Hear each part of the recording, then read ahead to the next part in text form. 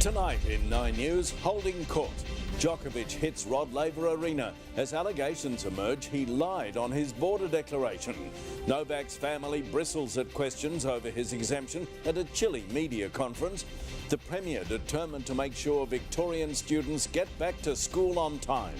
Ambulance Victoria's second code red in a week. The Omicron wave pushes the system to the brink. KFC's wings clipped over a shortage of chicken supplies. And Bernard Tomic's bizarre COVID meltdown in an explosive return to the court. This is Melbourne's 9 News with Peter Hitchener. Good evening. Novak Djokovic has brushed aside the racket over his visa row, hitting centre court at Rod Laver Arena this afternoon. But with his fate at the Open still in limbo, Border Force has tonight returned serve, investigating whether he lied on his form to enter Australia. Lana Murphy has the latest.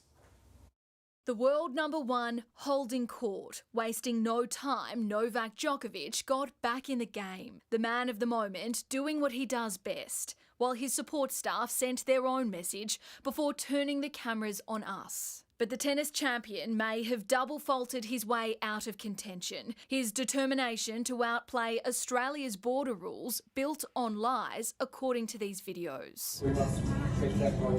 On Christmas Day, he had a friendly hit on the streets of his hometown Belgrade. By New Year's Eve, he was at a training centre 1,500 kilometres away in Spain. Happy New Year for everybody at Soto Grande Tennis Academy. But on his Australian travel declaration form, when asked if he'd travelled in the 14 days prior, Novak Djokovic ticked no, and it could cost him his greatest victory yet. The Serbian allegedly told officers Tennis Australia completed the document for him. Federal government sources confirming Border Force has launched a fresh investigation.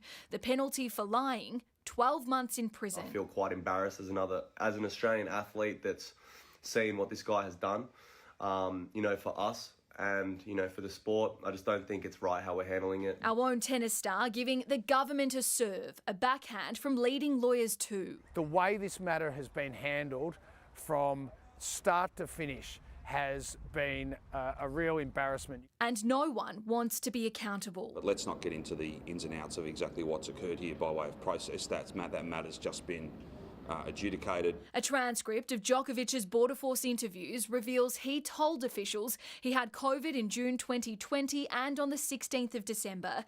He provided the Tennis Australia exemption, his Australian travel declaration and medical evidence including a positive test. Then he offered, "Do you need any additional documents from me?" By 3:55 a.m, he was told he had 20 minutes to prove why they shouldn't cancel his visa. "I mean, I'm really failing to understand what else do you want me to provide you," he said. "At 4 a.m, I can't call Director of Tennis Australia. I can't engage with anybody from the Victorian State Government through Tennis Australia. You put me in a very uncomfortable position. I don't know what else I can tell you. I mean, everything that I was asked to do is here." Late yesterday, a federal circuit court judge agreed. His Honour thought the medical exemption granted by the independent panels of the Victorian Government and Tennis Australia would trump the medical views of Border Force. Within minutes of his release, Serbian fans took over the streets. Swarming cars carrying his support team, convinced their Nole was inside. It turned violent, police pepper spraying rowdy fans, charging one man with assaulting police after 2 officers were injured. Little kids here and they're spraying him. We've been peaceful for 5 days. We surrounded his car. Big deal. Meanwhile, their national treasure was making up for lost time, travelling in secret to Melbourne Park before posting, "I am pleased and grateful. I flew here to play at one of the most important events we have in front of amazing fans. For now, I cannot say more, but thank you." Lana's at Melbourne Park this evening. Lana, has there been a decision yet from the Minister about Djokovic's visa? No, Pete, there has not. The Minister for Immigration, Alex Hawke, says he's thoroughly considering whether or not he will use his discretionary personal power to deport Novak Djokovic, and there is no deadline for that decision. So for now, the world number one remains in limbo. His support team, of course, treating this as business as usual, but there is a very real chance that his visa can once again be cancelled. And if that is the case, in the next few days, he could be sent out of the country and banned for 3 years. Lana Murphy reporting. Novak's family has thanked Australia's justice system in a news conference at their restaurant in Serbia. But their tone suddenly changed when questioned about his movements after he'd tested positive for COVID. Europe correspondent Brett McLeod was there. Pushing through the media crush at the restaurant come shrine to the tennis champion, the Djokovic family said Novak has had his just desserts. We're grateful for the justice system of Australia, and I'm sure that, the justice will go on and the truth will, be truthful all the way. What did Novak say to you when he got the news and you contacted him? What did he say to you? He's been as grateful as a person can be, and I know he feels a lot of love from us. And they made it clear they have no grudge with Australia. We love Australia. Novak loves Australia. He's won it so many times. But anxiety remained over their son and brother's immediate future. What would you say to the Australian government now about that chance of him being deported? I don't want to say anything about that. I mean, they are doing whatever they need to do, but we will fight again. I'm very worried, but I don't want to think like that. It follows days of distress as the drama played out on the other side of the world. It's been a battle for all of us. It's not just about Novak, obviously. It's been really tough on us to defend him in every possible way and still do not offend anybody in this process, because we don't judge. And his family is standing by Novak's central claim for a medical exemption. Is it true that on the 16th of December he did test positive and he knew he was positive for COVID? Yes, the whole process was public, and all the documents that are public are legal. That opened the door to tricky questions about photos taken of him the day after. That door was slammed shut. Okay, so this press conference is adjourned at the moment. So the press conference comes to an abrupt end. Like so much in this saga, it yielded some answers and left many questions. For now, the Djokovic is continuing to sing from the same hymn book. In Belgrade, Brett McLeod, 9 News.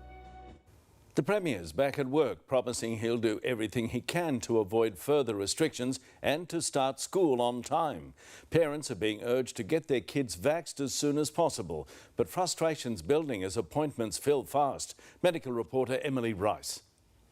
While the Premier was away, Omicron came out to play, surging to more than 170,000 active COVID infections statewide. There are no easy days in this job, no easy days as we deal with a global pandemic. Fronting the cameras after his 4-week break, Daniel Andrews was quizzed about the chance of further lockdowns. I can never give you an absolute answer to these things, but we're going to do everything we possibly can to have as few rules as possible. He and the New South Wales Premier did discuss COVID virtually last night.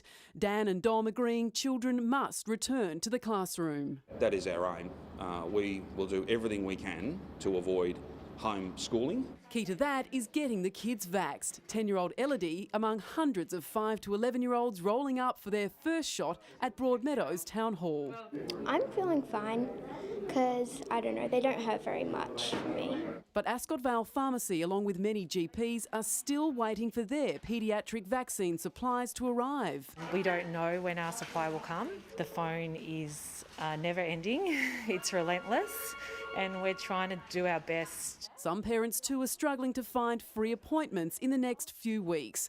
The Health Department says keep looking. I was in contact with my Commonwealth colleagues yesterday, and they assure me that there are 220,000 paediatric doses in Victoria right now. Cold and flu medications are also selling out, following the Deputy Chief Health Officer's advice to prepare to isolate with COVID by buying over-the-counter pain medication. But availability of rapid antigen tests should improve soon. We'll have further updates for you later soon, as soon as we can, in relation to the orders that we placed some time ago. Some of the state-run vaccination hubs are also giving demonstrations clinicians, helping people understand how to correctly use rapid antigen tests so that people who are lucky enough to get their hands on a pack know exactly what to do.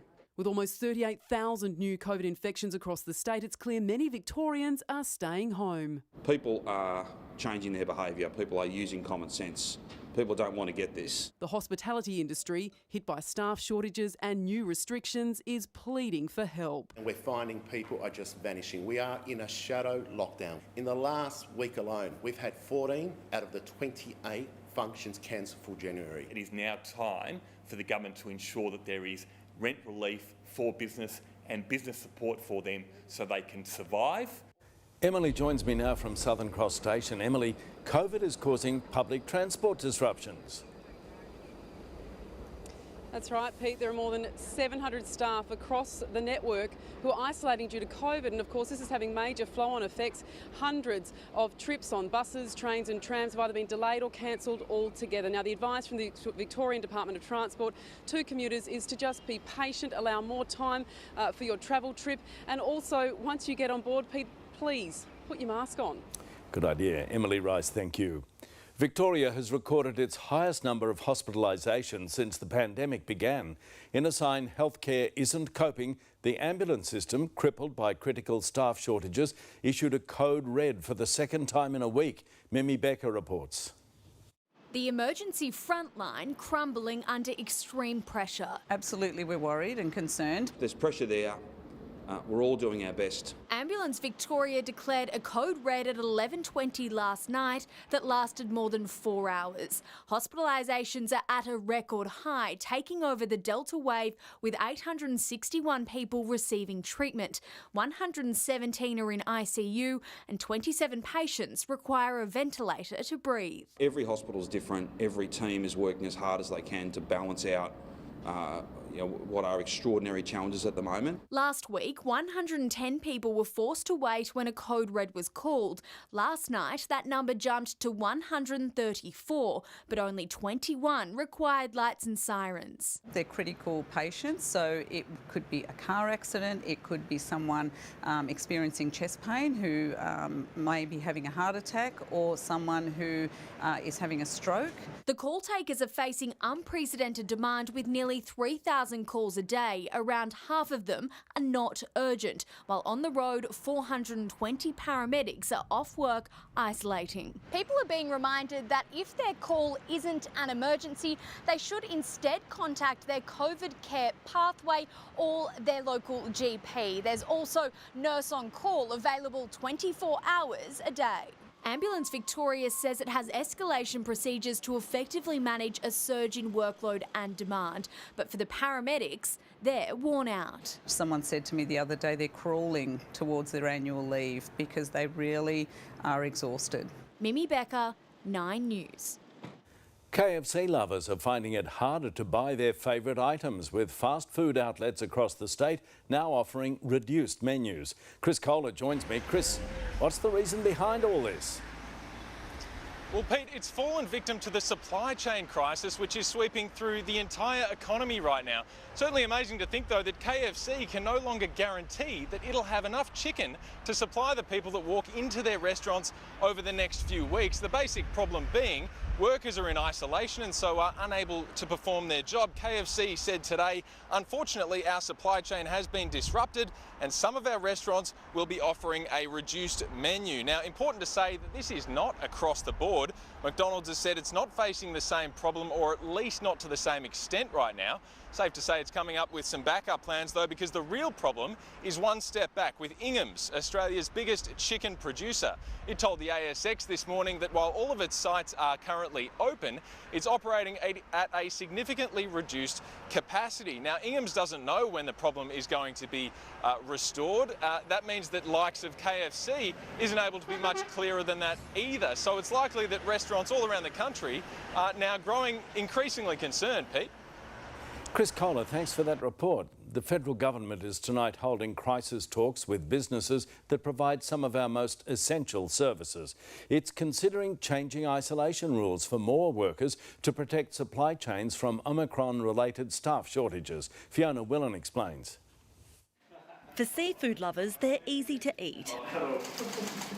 But they're hard to peel and even harder to produce if you're short on workers. We've lost currently about 50% of our workforce. In Queensland today, the opposition leader visited a prawn farm affected by Omicron isolation rules. The federal government needs to do better. It's just the uncertainty at the moment that's creating a bit of angst. And there's angst in workplaces across the country, prompting unions to request an urgent meeting with the Prime Minister. This is a national emergency. The ACTU calling for free rapid tests for all Australians, paid pandemic leave for close contacts in the workplace, an upgrade to mask requirements and financial support for COVID-affected workers and businesses. Warning, if changes aren't made, Australians could be living with more than empty shelves, cancelled flights and closed cafes. If we have our workers in other essential services like water or like electricity also knocked out, there's big issues there. There are already big issues when it comes to household and business waste collection, with around a third of the drivers who pick up the rubbish stuck in isolation. The industry has issued a warning. The potential is that we end up with another public health issue, that we actually have rubbish on the streets. It wants its workers to avoid quarantine if they're asymptomatic close contacts, in line with the new rules for those in the food supply chain. The government has denied the exemptions will put others at risk. High-risk contacts will be required to be tested and to isolate, as currently happens. Low-risk contacts will be required to monitor for any symptoms. Testing will be required. A series of crisis talks will be held over the next 24 hours, with government ministers meeting with airlines, small business and the transport sector to decide which workers should get to stay on the job if they're close contacts. The aim to keep shelves stocked, planes flying and the economy ticking. Fiona Willan, 9 News. A firebug suspected of starting a destructive blaze in Taylor's Lakes that forced dozens of people to flee their homes. The flames took hold exactly a year ago. No lives were lost, but sheds and grassland were significantly damaged. We're concerned that if it was to occur again, the result may be worse and someone might be injured or killed.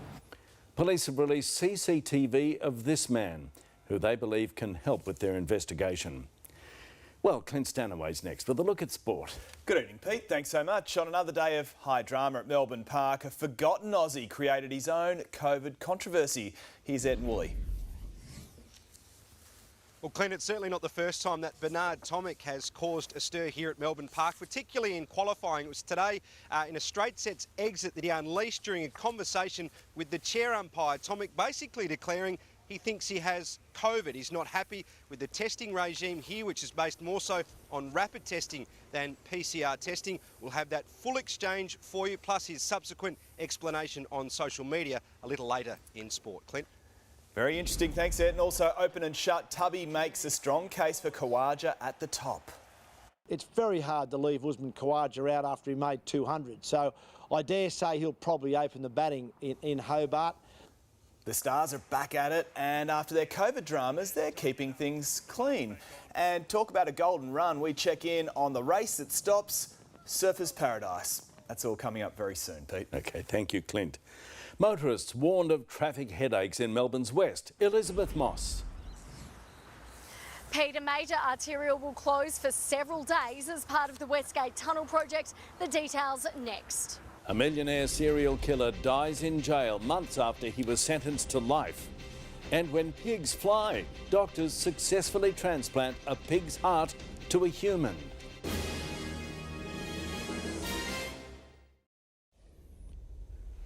A man accused of making and storing a pipe bomb has fronted court. Anthony Tunopoulos was one of 2 men arrested after a raid in Footscray yesterday, where police also uncovered drugs and guns. His 39-year-old friend was charged with heroin and firearm possession and was refused bail. They'll reappear in the Magistrates Court next Tuesday. Motorists are being warned of significant delays on the Westgate Freeway for the next month. Elizabeth Moss has the details. Lizzie, how much longer could trips take? Pardon? How much longer could trips take? Oh, I think we're having a little bit of a delay there. We'll try and get back. Meanwhile, computers commuters are being forced onto buses during a 27-day construction blitz on the Cranbourne-Pakenham train lines. Works include building a new station at Marinda Park, as well as removing 2-level crossings and duplicating 8 kilometres of track. The government says a new timetable with 50 extra services on the Cranbourne line will be released in the middle of next month. Robert Durst, the convicted murderer, presumed serial killer and wealthy real estate heir, has died in prison. Durst had long been suspected of killing his wife in 1982 and others in an effort to cover his tracks.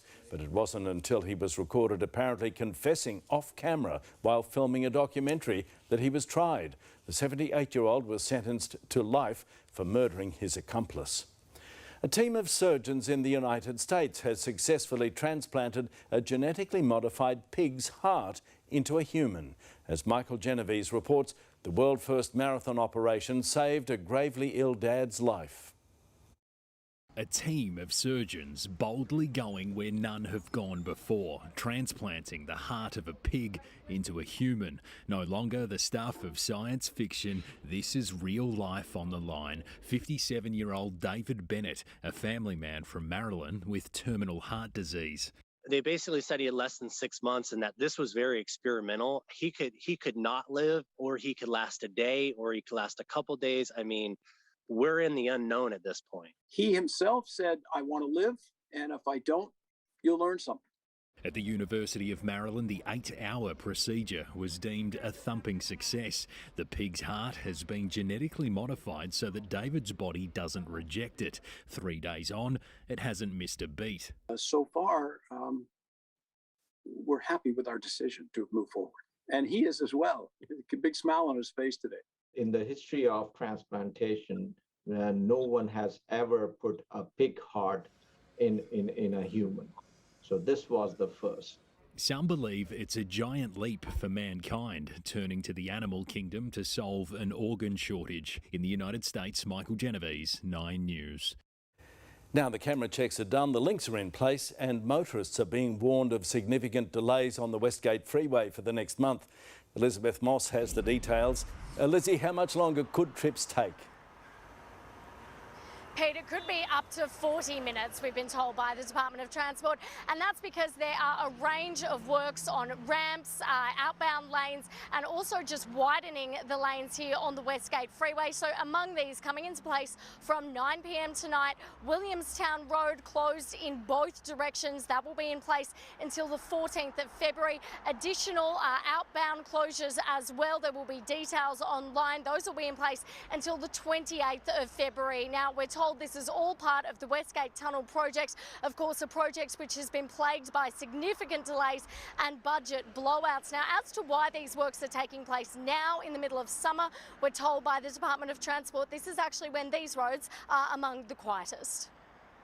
Our crews will be working 24 hours a day, 7 days a week to get this work done as quickly as possible to minimise the impact for motorists and the community. And Pete, we've been assured that there will be plenty of signs in place to mark those detours, but you can also find a map of the alternate routes to take on the government's Big Build website. Elizabeth Moss, thank you, Lizzie. Well, Maddie's along now for a check on the weather. Beautiful sunshine's been in a mood lifter today, Maddie. Absolutely, you're right, Pete. And don't we all need a good reason to smile at the moment, particularly after an uncomfortably warm night? The city's low of 19.2 came just before 7 a.m. Then under blue skies, it peaked at 29.7 this afternoon. Overnight storms missed the Melbourne area only just, mainly hitting western and northern parts of the state. Most districts recorded some rainfall, but the biggest totals were in an area from the northern country to the northeast. 44 millimetres was the most recorded near Wangaratta. Today, storms and showers lingered in the morning, but they cleared out over the border during the afternoon. And we haven't seen the last of the stormy weather though, and I'll have all those details a little later, Pete. OK, thank you, Maddie. A couple has told 9 News how they raced to hospital after their newborn arrived early, giving him CPR on the way. A practical guide to help you get ready to handle COVID at home. And they might have the memory of a goldfish, but these ones have learned to drive.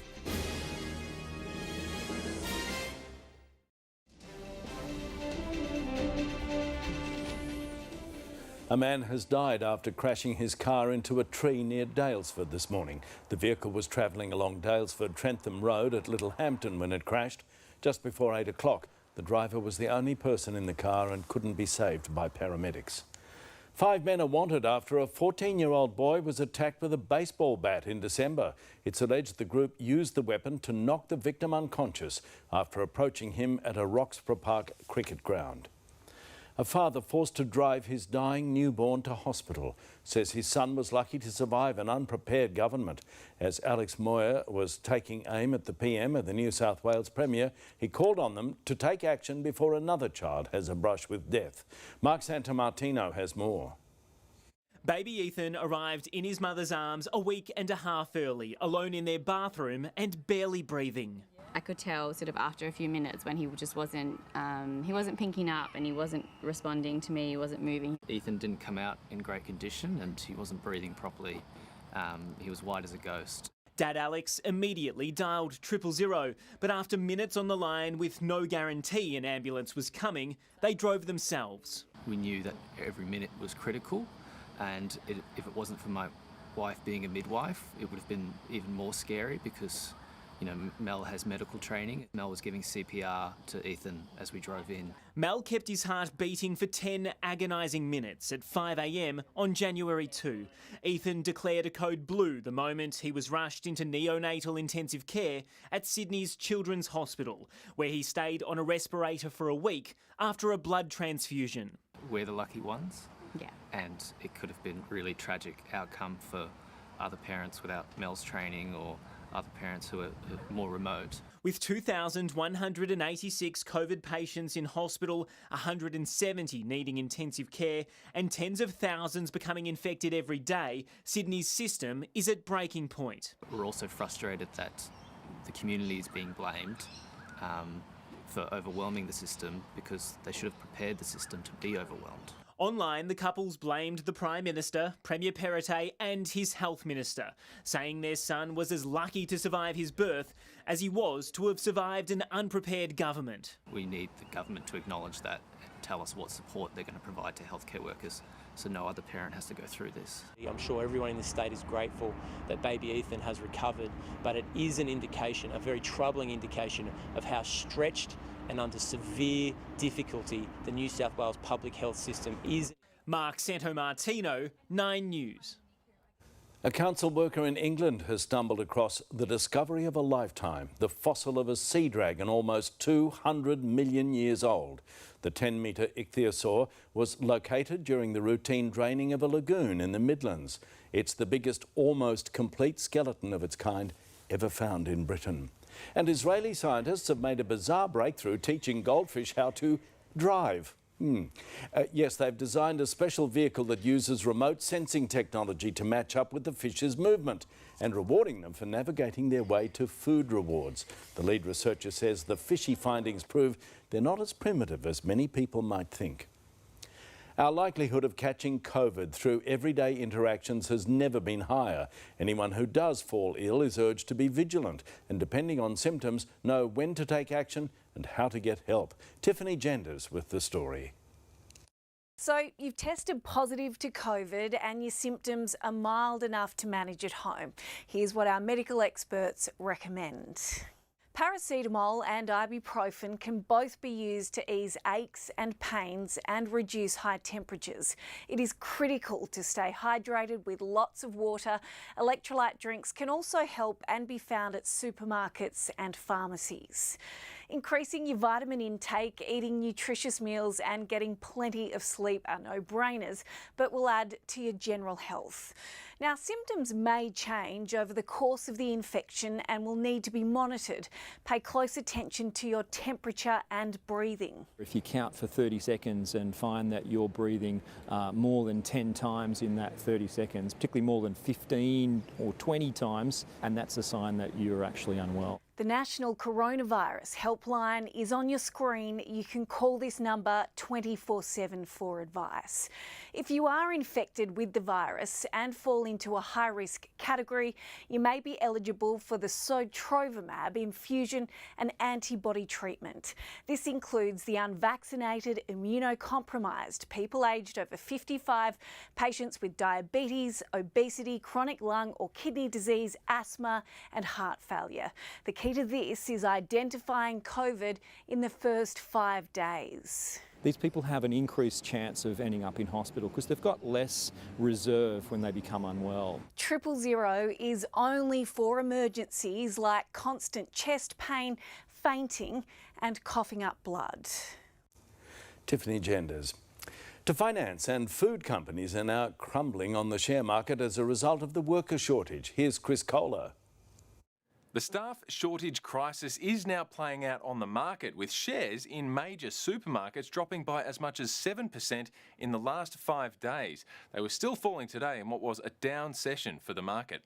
Australia's biggest chicken and poultry producer, Ingham's, today said it's being significantly impacted and shares slumped 6% as a result. And Virgin Australia said it's slashing a quarter of its flights through January and February, also because of crew availability. But interestingly, travel stocks remained solid today. Elsewhere, Bitcoin fell below $40,000 last night for the first time since September. It rebounded slightly today, but has certainly had a rough start to the year. And the Australian dollar was slightly higher at 71 US cents, 63 euro cents and 52 British pence. Medical records have revealed Betty White had a stroke 6 days before she died. A new inquiry into rapid tests. How will they pick up Omicron? And a prize bull worth $100 grand, the subject of a high-stakes search.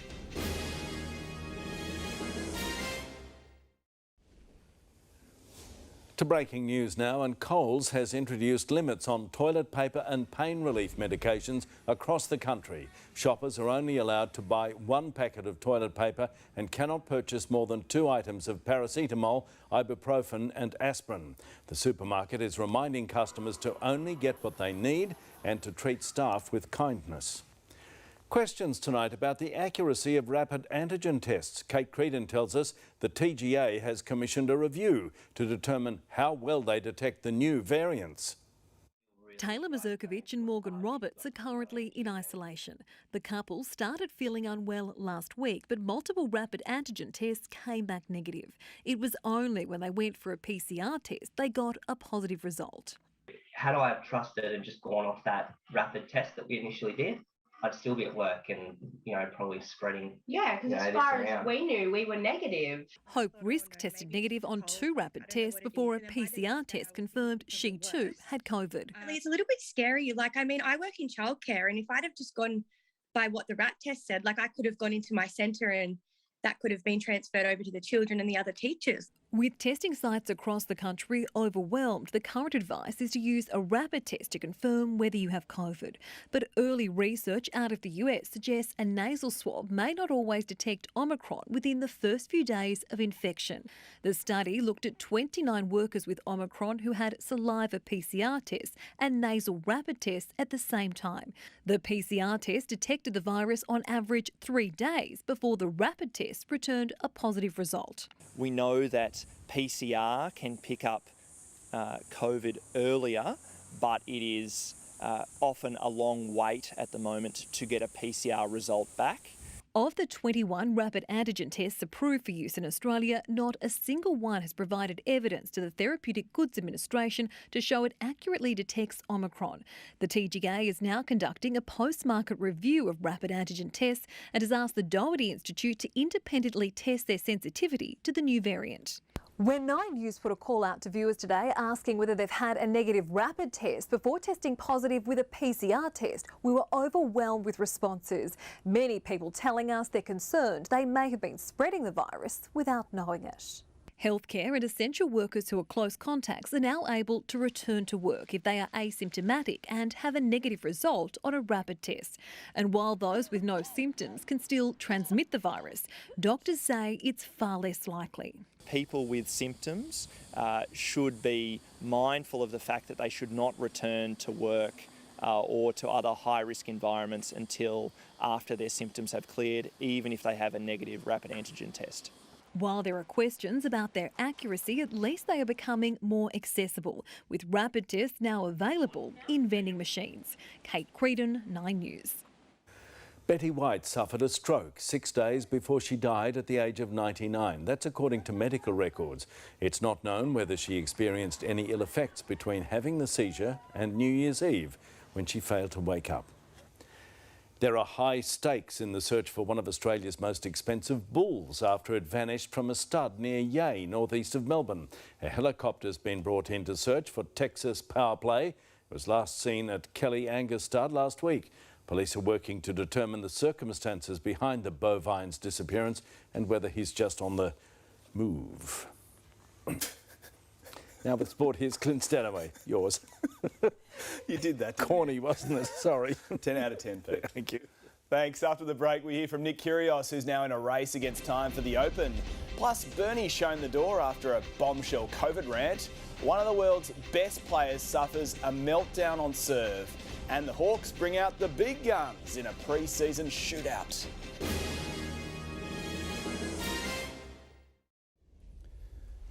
Bernard Tomic has unleashed a bizarre COVID tirade during a dismal exit from qualifying for the Australian Open.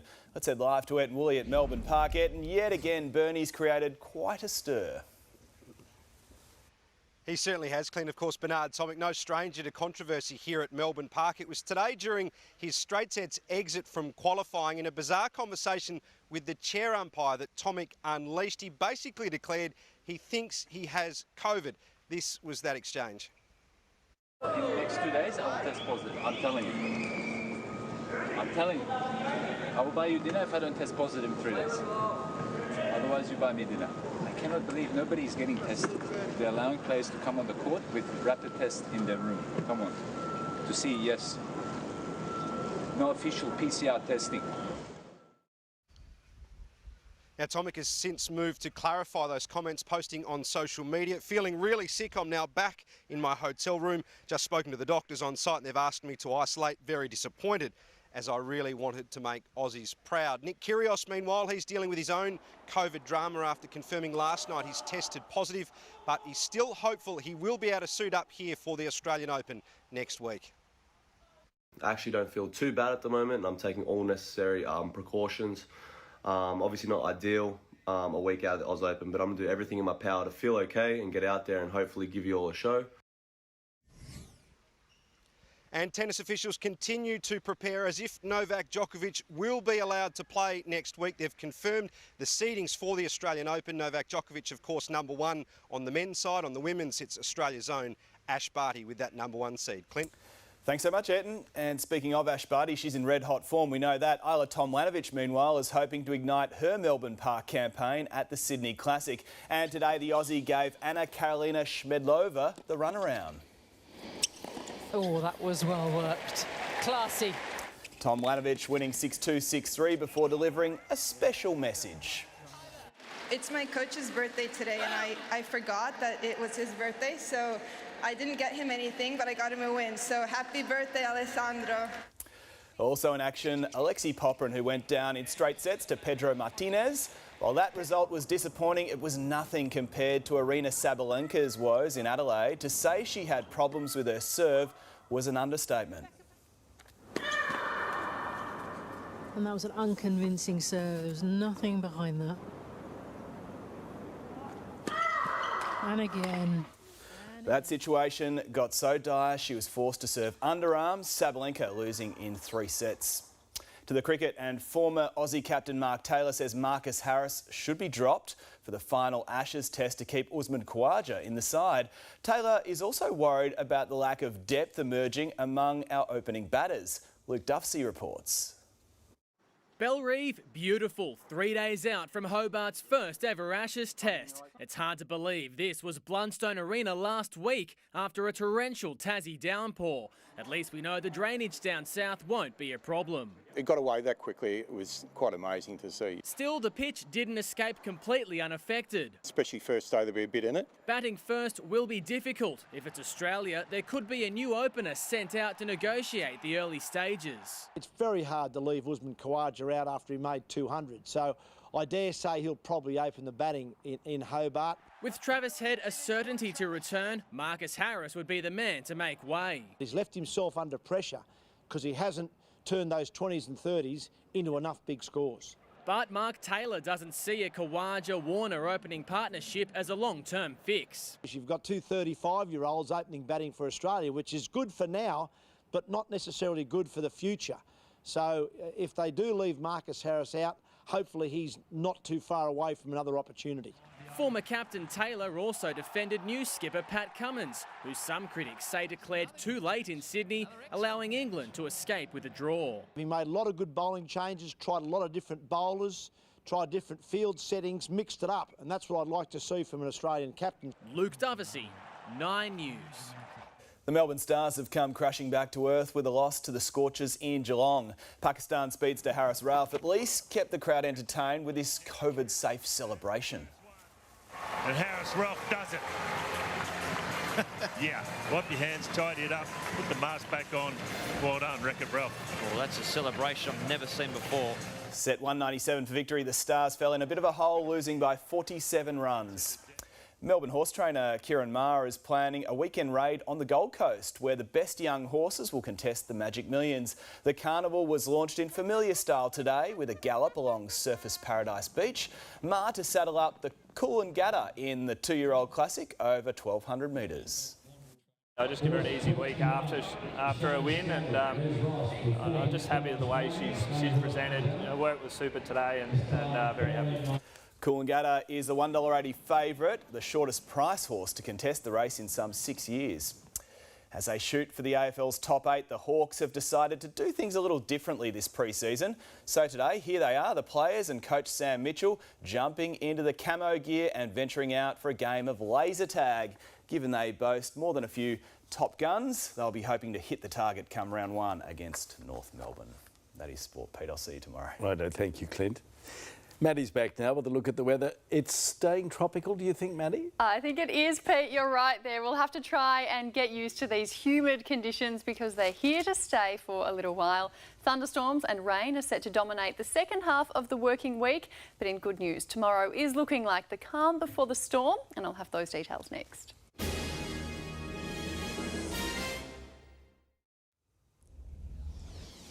Hello again. It's been warm and mostly sunny around Melbourne today. The city peaked at 29.7, and if you found it hard to sleep last night, it's not surprising. The temperature only got down to 19.2 just before 7 a.m. At the same time, the humidity was at 85%. Epping was the warmest spot around town today. It reached 33 degrees. At the other end of the scale, Geelong peaked at 25. Thunderstorms sparked up over western and northern districts overnight. They didn't deliver much rain to the gauges in the west, but there were widespread falls of 20 to 40 millimetres recorded between Bendigo and Dartmouth. Today's rainfall has mostly been through eastern Victoria as that activity contracted north during the day. A number of places recorded 18 millimetres. Temperature-wise, maximums were mostly between 25 and 33 degrees. Ex-tropical cyclone Tiffany weakened as it crossed the Cape York Peninsula. It's currently moving across warm water in the Gulf of Carpentaria, and it's expected to re-intensify into a tropical cyclone overnight before it reaches the top end tomorrow. Even though we are at the opposite end of the mainland, it is still impacting our weather. The moisture from that system is being drawn down by a trough that's barely moving, and that's why we're having this unusually prolonged period of tropical weather. Tomorrow will be warm and humid once again. There could be a few rumbles of thunder north of the divide, but we're not expecting much more than that. Conditions will ramp up again later in the week. Once that trough sitting over South Australia pushes across, we'll get a band of more significant rainfall, and we could also see severe storms sparking up again. Tomorrow, there'll be scattered showers across Gippsland, up to 15 millimetres in the far east. Otherwise, showers will be light and isolated.